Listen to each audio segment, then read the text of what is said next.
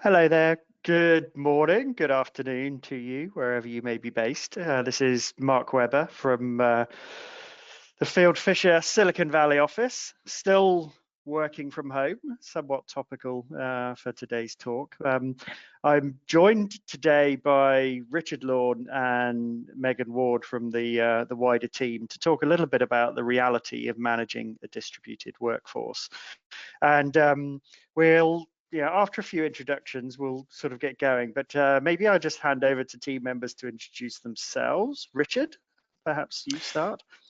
Yeah, hi everyone, and thanks, Mark. So my name's Richard Lawn. I'm an associate in the Fieldfisher team based in Silicon Valley, normally working from our office in Palo Alto, but like probably a lot of you and a lot of people around the country, working remotely at the moment. Hi there, everyone. Great. I'm Megan Ward, and I'm a privacy advisor in the team out here in Silicon Valley.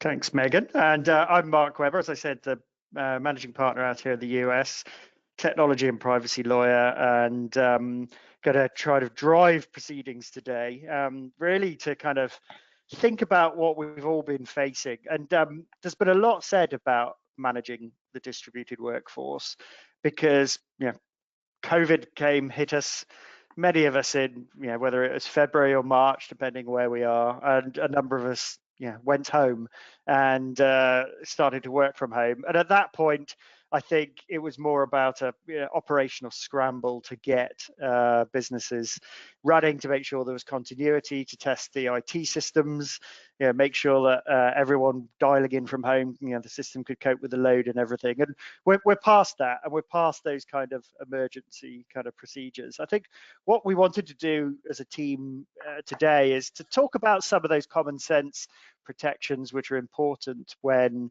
we're working with a distributed workforce, but also partly to recognize some of the conversations we're having with clients, in that although this working from home was a somewhat emergency response for a pandemic, we actually believe, and a number of our clients are beginning to see, that this distributed working practice is here to stay. Perhaps the days of a head office with hundreds of individuals working from that office are gone, and we have a number of different factors that are happening here. And I kind of hate to say the new normal, but it is perhaps a normal that is here to stay, and how we adapt to protect, to safeguard and secure our people and our data is going to be key, and looking to the way that new workforce may work, because it is also going to be key, because originally people went home and they decided, let us know, we'll be back in the office soon. As time has ticked on, this remote working has really accelerated some new practices. We've businesses that we're working with who are deciding not to renew their leases to allow people to work elsewhere. Famously, the Facebooks, Twitters, Googles, Apples of this world have been allowing individuals to make choices about where they work, not even from the locale of where the central offices were they did before, but almost anywhere.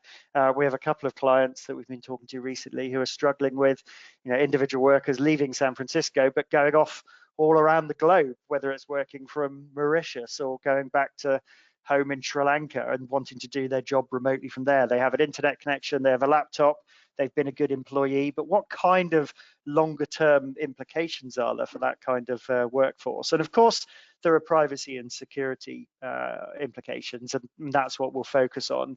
But this kind of remote working also opens up employment issues. Suddenly you're employing somebody from a different jurisdiction, and do they suddenly take the benefit of employment laws in that jurisdiction? Is that economic activity which is giving you a tax footprint or a permanent establishment in a country? You knew that if an engineer developed something great, the IP would vest in you while they were working down the road from your known offices. But if they are now working in Colombia or Mauritius, what does Colombian IP law say about the vesting of those IP rights? There are other issues to consider as a part of this distributed workforce. And these are the kind of questions we're now beginning to see coming in from clients and some of you out there. So that's where we want to head off. And we're going to really kind of cluster this a little bit in terms of thinking about the technology and some of the technology you can use, thinking about the data, what you need to do and issues you need to think about in the data, and then also thinking about people and some of the people issues that we need to think about. Also, from a privacy perspective, we also need to think about the role of the individuals involved. What kind of data are they processing? And that could be whether or not it's your regular data or your sensitive data. But I think more importantly, what hat am I wearing as a business while this data is being processed? In European speak, am I a controller of that data, determining the how and the why it is used and responsible for that data under general law? Or in fact, am I actually a processor, and is that remote worker, that distributed worker, actually providing services to one of my customers? And as such, am I acting as a processor on behalf of a customer? And then, of course, I need to think about my contractual obligations as well as some of those core GDPR obligations which apply to a processor. So actually the outcomes could actually be different depending on whether you're a controller or a processor. And at a few stages during this webinar, Megan or Richard will kind of jump out and highlight those differences. So that's what we're looking to achieve. Maybe we can kind of get moving, Richard, and move on to the next slide and start thinking about technology and the ideas that you have around, how technology can be leveraged to protect and implement controls around this remote working phenomenon. Definitely, thanks, Mark. So starting off with technology, obviously technology plays a key role in enabling remote working, both in terms of being able to work effectively away from the office, but also in terms of being able to communicate and collaborate with colleagues at a distance. And a lot of, most companies will already have the technology that does this. And in fact, there was a report in May 2020, so only 2 months into quarantine for most people, that said in the UK, 85% of organizations felt they already had the tools necessary to work remotely and productively for an extended period of time. But at this stage, we're really looking at distributed working as a longer term reality. So that's challenging some of these assumptions. So we've got some issues in a kind of blockbuster board on screen. And the first two up there are a really great example of technology that's nothing new, but maybe you want to revisit and reevaluate as part of your longer term strategy. The first is reliance on cloud computing services. So practically all companies already use cloud services, but you might want to think about how you use and deploy cloud computing as your longer term strategy. And part of this may include reviewing some of the basic security procedures and protocols in place. So for instance, whether and when the data that's held in the cloud is encrypted at rest, and also what security settings you've applied for default admin accounts and access and edit permissions for staff. This might also include reviewing your cloud contracts to look at what rights you have around security and audit, and to make sure that there are provisions in there around deletion of data.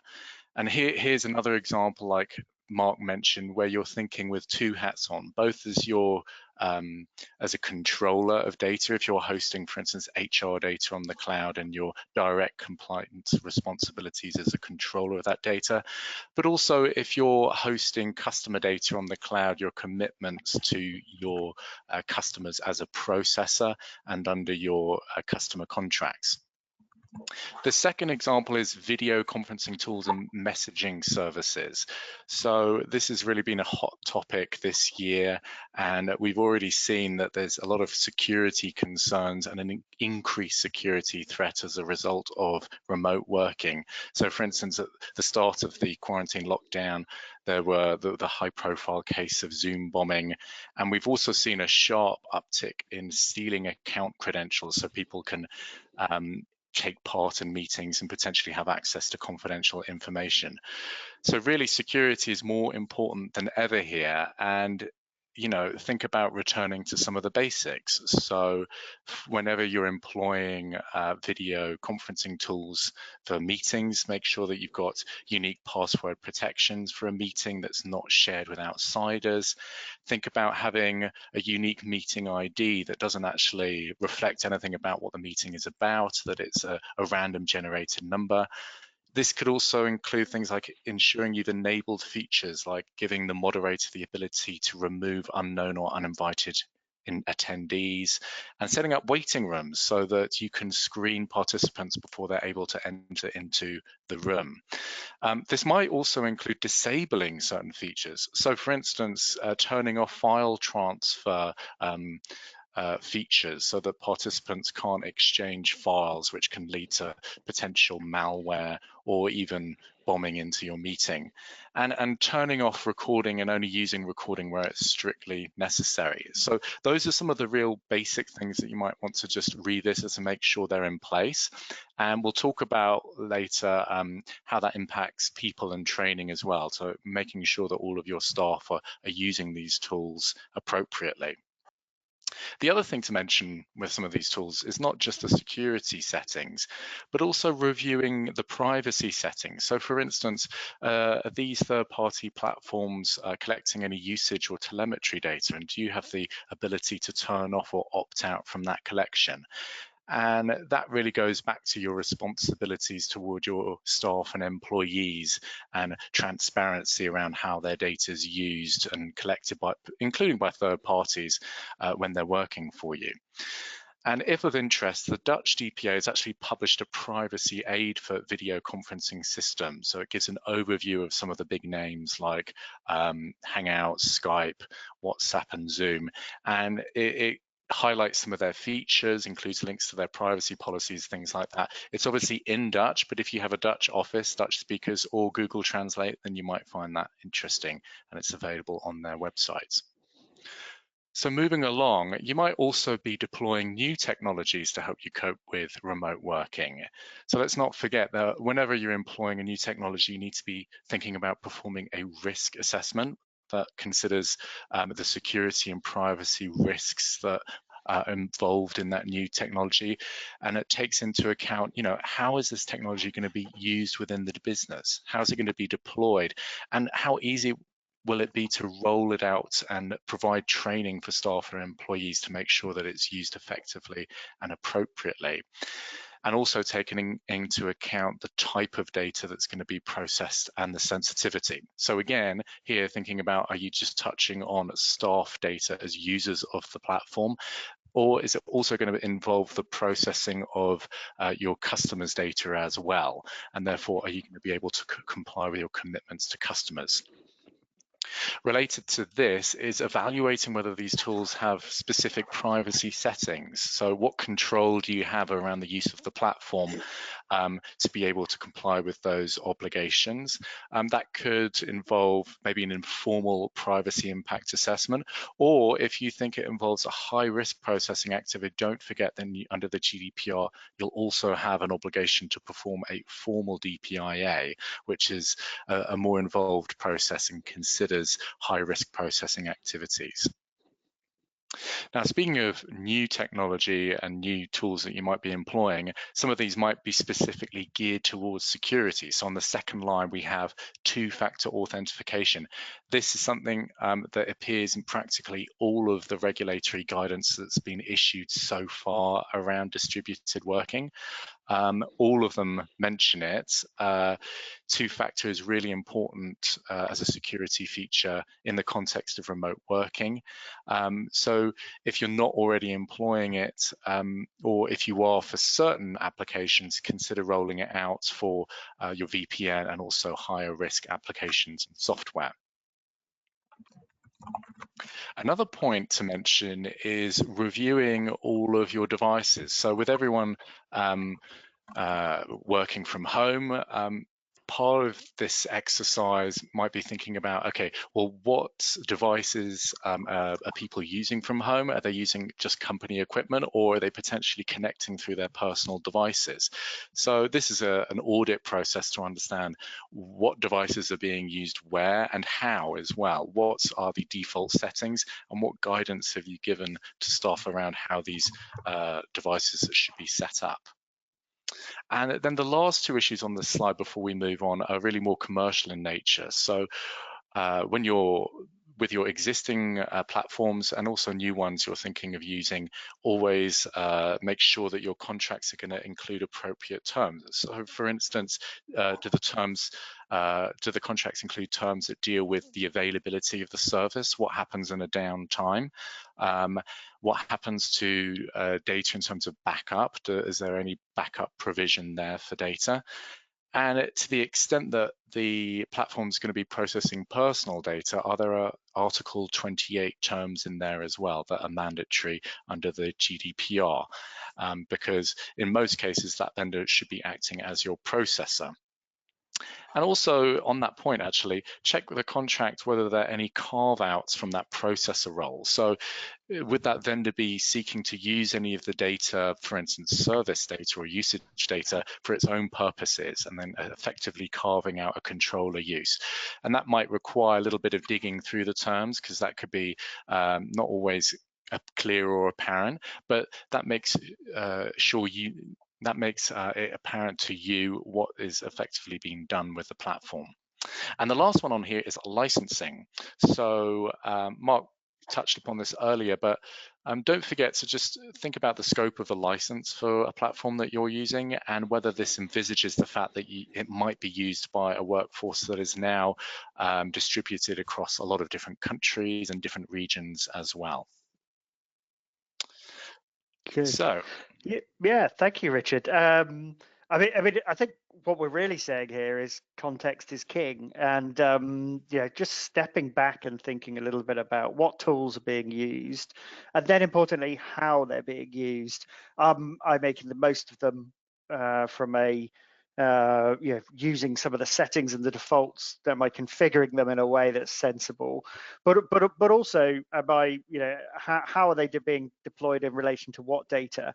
It could well be that you're very happy using a particular solution for internal communications, but you're very clear that that should never include the use of file transfer or certain documents. And we have that today. Even when we were in the office, certain businesses would use Slack as a communication tool, but they weren't keen on exchanging HR data, or they weren't keen on exchanging large documents or files, because these are all tools which you may have to go into and search, say, in the event of a data subject access request or something like that. So being aware of what's being used and how it's being deployed, but then really reflecting on what am I processing and what obligations do I have, and then layering up the protections. Some of it's about technology, some of it's about policy, and making sure individuals are aware and have certain controls in the way they use that technology and what technology they use. And maybe that's a good segue into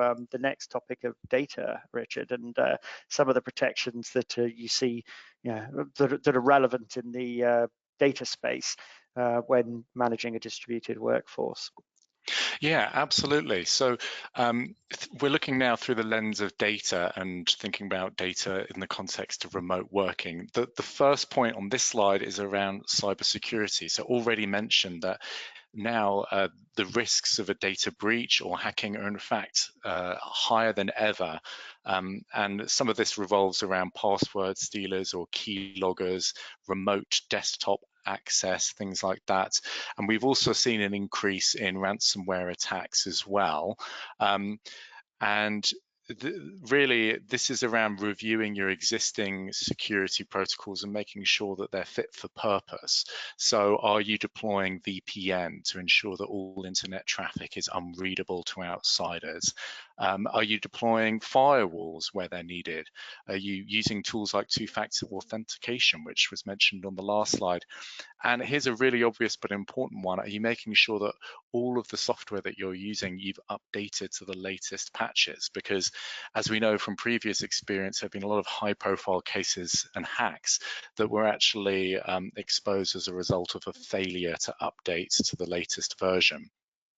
There are also some more kind of home working related things you need to be thinking about. So for instance, do you need to block access to external USBs on company devices so that people working from home can't put in their personal USBs and take off information, perhaps deliberately or accidentally?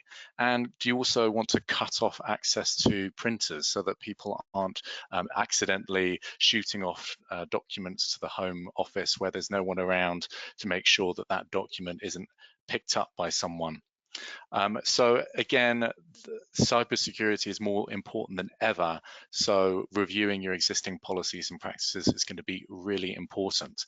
And one specific risk is phishing, which we wanted to talk about, because we've really seen a rise in phishing this year during the pandemic. So Megan, I think you were going to say something on this topic.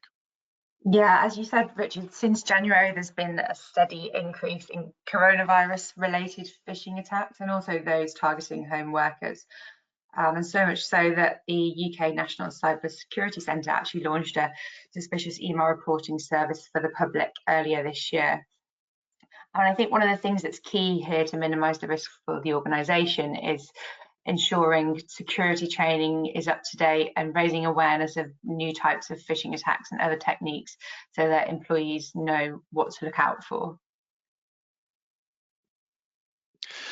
Yeah, and leading on from all of this is your obligation around confidentiality, and that's both in respect of acting as a controller and also acting as a processor. This is a really fundamental requirement under the GDPR, but more broadly under data protection law.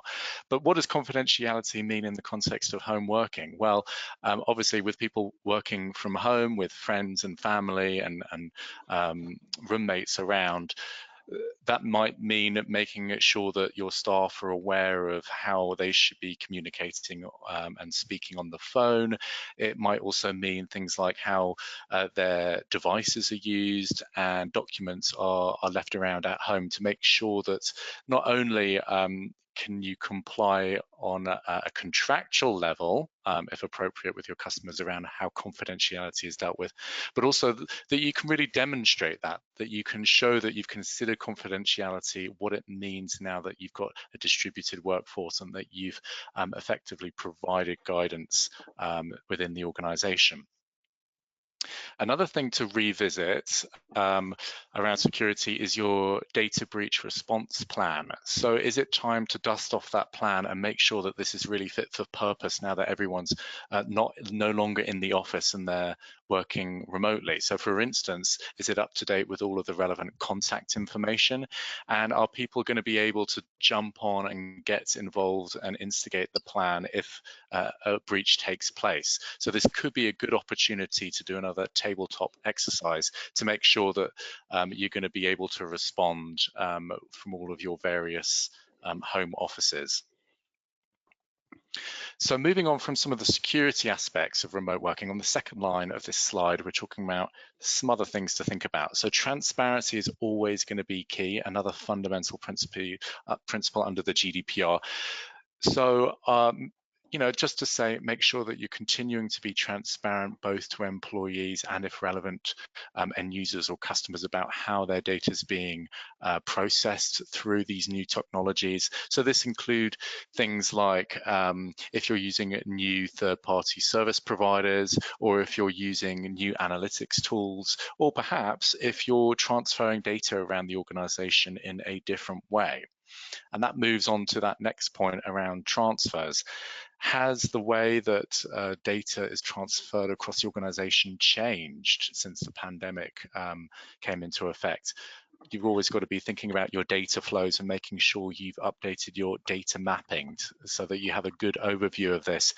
And of course, events in the summer and the Schrems 2 case means that you've probably you've probably started that process because of that court decision to revisit, well, do I need to put in SCCs or move on to another transfer mechanism in response to the case?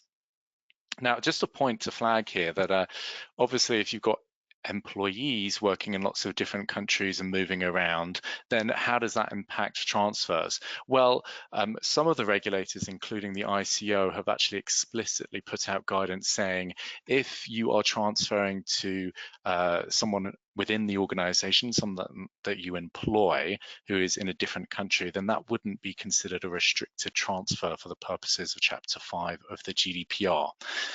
In effect, that chapter is only, interested in transfers outside of the organization. So if you have that employee who's gone to work from Mauritius, lucky them, then that wouldn't necessarily trigger the need to put in place transfer arrangements. But that things get a little bit more complicated when it comes to people who are not directly employed by you. So if you also engage with third-party contractors who are under a contractor agreement, the position might be a little bit different. But we're going to come back to that on the next slide when we're talking about people. Briefly mentioned data subject requests. So you already will have processes in place to deal with data subject requests, either coming from internally from your staff, but also from users of your services, and just making sure that your processes are still fit for purpose and that you're able to, access the data wherever it's held now that everyone's working remotely. The last point I wanted to flag, and I think it's more relevant than ever, is that the GDPR isn't just concerned with data that's processed, on computers and in digital formats. It also extends to physical records that are intended to be part of a filing system. So, for instance, if you have someone working from home who's making notes and then intends to input those notes into the computer or into an email or save it onto a file later on, then strictly speaking, that information, those notes will also be subject to the GDPR. And that's why a lot of the regulators, when putting out guidance around remote working, have referred to the need for clear desk policies at home and appropriate destruction of paper records and separation of home waste from work waste and measures like that to make sure that physical records are also appropriately handled. So that's a snapshot of some of the things to think about in the context of data. Now we're probably going to move on to the more interesting and nuanced topic, which is around people and how you're going to be dealing with your staff and contractors in the distributed workforce context. Megan, over to you. Thanks, Richard. Yeah, so starting with health and safety, which is one of probably the first things that people thought about, but under UK law, employers are responsible for the physical and mental health and safety of their employees in the workplace and providing a safe place of work. And so working environments may have changed, but the statutory obligations imposed on employers have not. And this extends to home workers. For some, home working isn't a new concept, and those organisations have home working policies and procedures in place and have taken these things into account already. But for those who were unaccustomed to home working, employers should review existing policies and risk assessments to ensure they're fit for purpose now, and thinking about things like whether they can undertake workstation assessments remotely and whether they can ask employees to self-assess. They're particularly important at the moment, but extended periods of isolation and social distancing, changes to lifestyle and family routines has inevitably had an impact on mental health. And so there should be additional consideration given to implementing systems to safeguard employees' mental health, regularly keeping in touch, social remote social events as much as possible, and practical things like that. I briefly mentioned policies just in relation to the home working policy, but with widespread home working continuing and looking to continue into the future, there are a number of policies that should be revisited, and training on updated policies should be provided. So thinking about, do you need to refresh your data handling policy? acceptable use policy, as we said, reminders about passwords, clear desk, and all those other practices that may apply in the office, but equally as important now. And the final thing to think about there is, who do your policies apply to? And this brings me back to the point that Richard raised earlier in terms of contractors. So if you're contracting with that remote employee in Mauritius, thinking about where that contractor is based, and does this impact the transfer and security commitments you've made to your customers? And this comes back to distinguishing between whether whether the organisation is a controller or processor of the data processed by that subcontractor. And if you're a processor, thinking about what contractual commitments you've made to customers about where that data is stored and accessed from. So if we kind of put this into context, if the organisation is a processor of the data, for example, for customer support, and engages a contractor, say in Mauritius, to provide customer support, then that technically is a sub-processing relationship and an international transfer. And the difficulty is that it's kind of where generic GDPR fails us. So as a sub-processor, the law and our contracts say that we should be flowing down the DPA and standard contractual clauses to the contractor. However, those terms aren't designed for and don't have much impact on an individual. So in reality, the question to think about is, how can you best protect the data and honour your customer commitments? And from a data protection perspective alone, it's typically better thinking about the individual contractor as an employee and applying the training and ensuring they're subject to NDAs, thinking about whether that contractor really needs permissions or whether read and write will be sufficient, and maintaining system access logs to ensure accountability.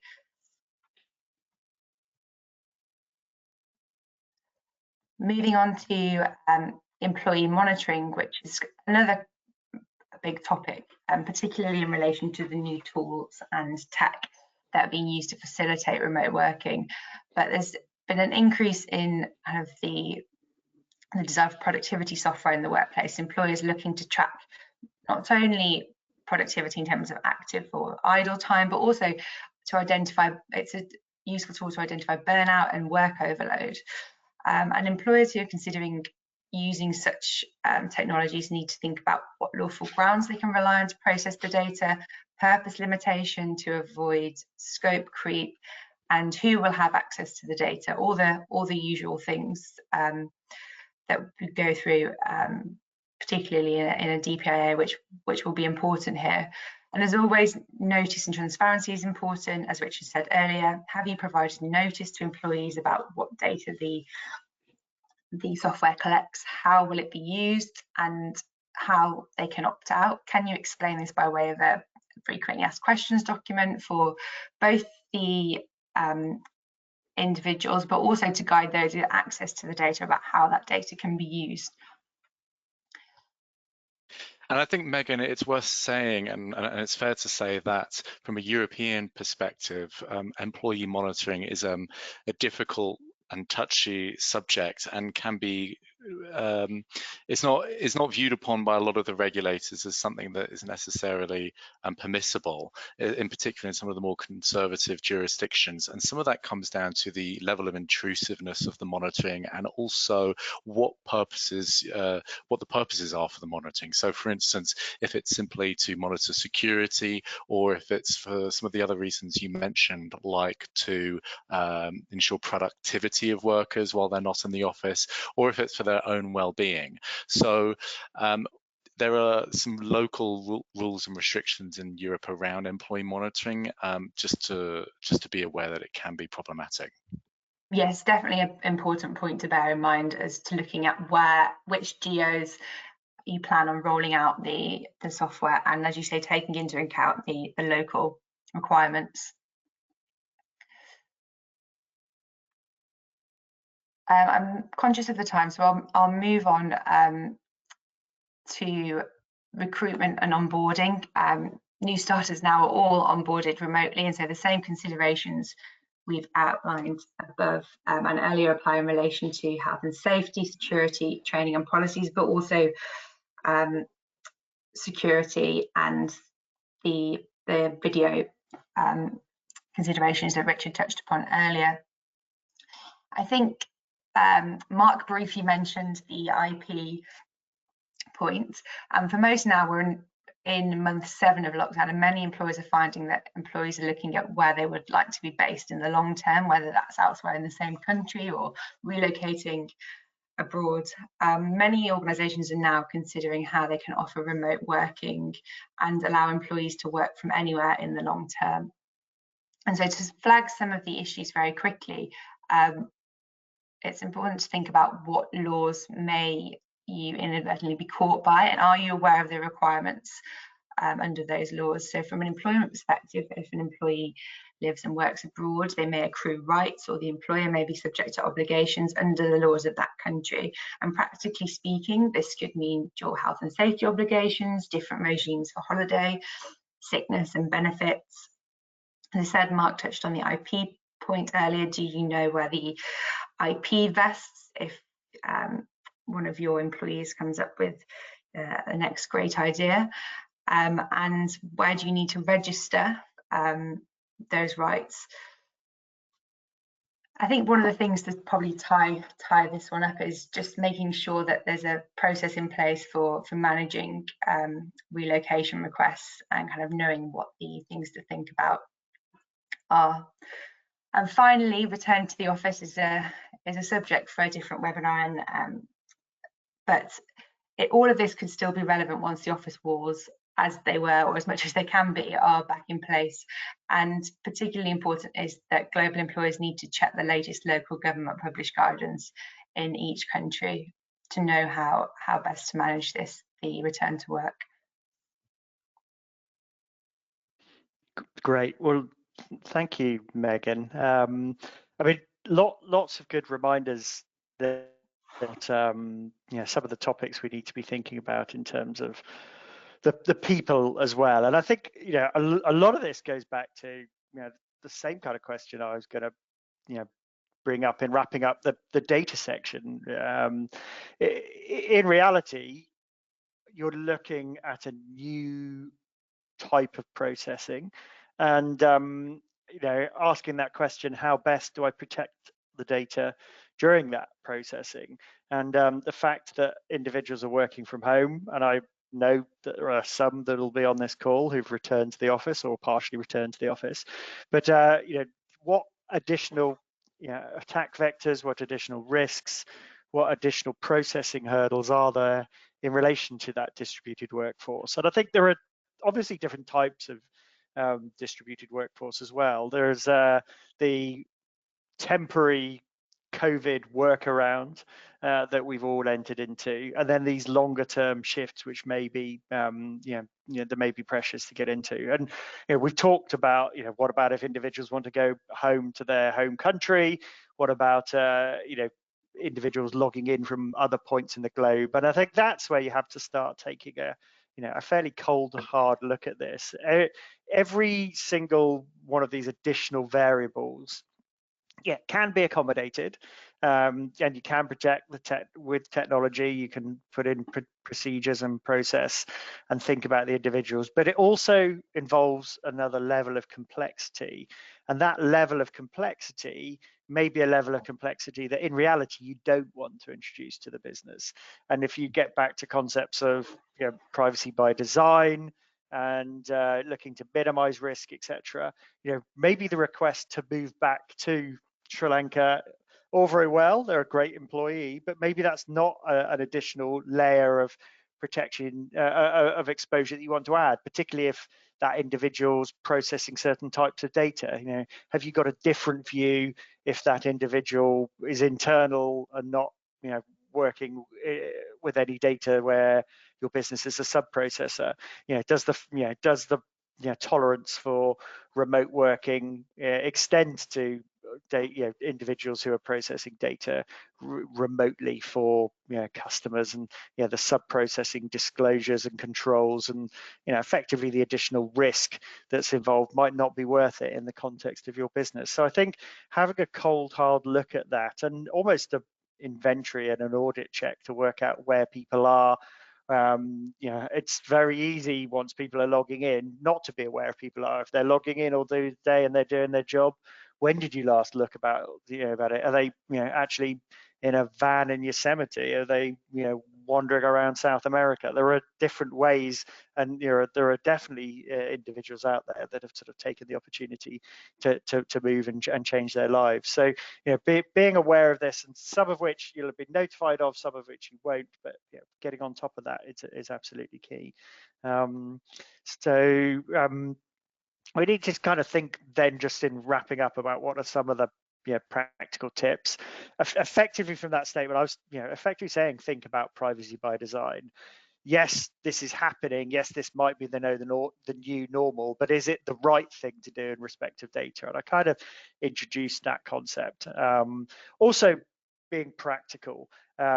We talked about the remote distributed workforce. Somebody goes to Mauritius.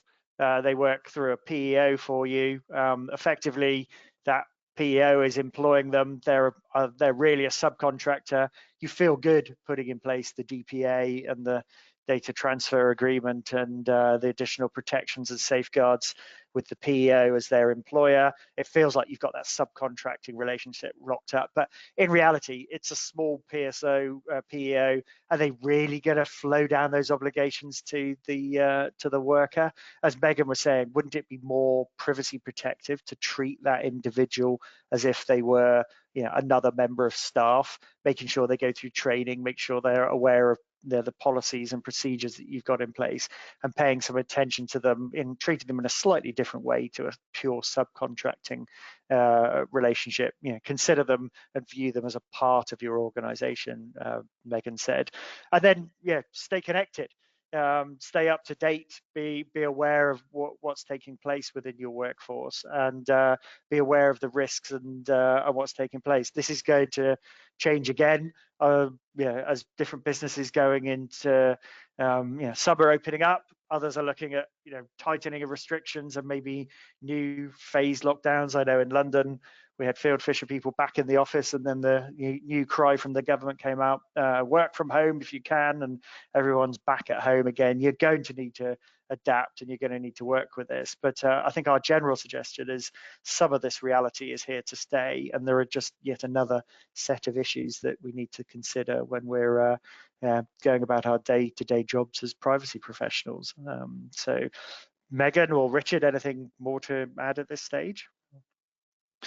No, I think for me, I think that summarized it really well. I mean, obviously it's a moving feast in a way, because we don't know what the future holds. So that stay connected point is really important, that we remain connected with people across the organization, and also remain connected with what regulators are saying in the guidance out there.